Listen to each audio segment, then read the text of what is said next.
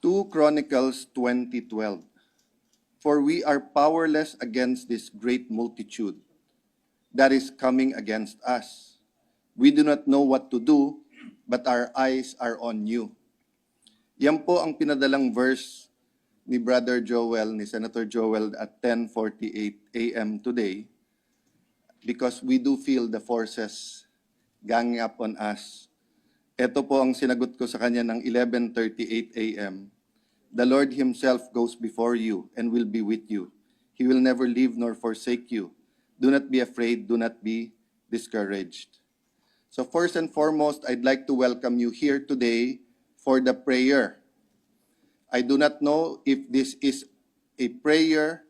I know for a fact that this is an assembly of people who love God and who want to submit to God. What I do not know is if this is the beginning of my journey as the Senate President or if this is a despedida.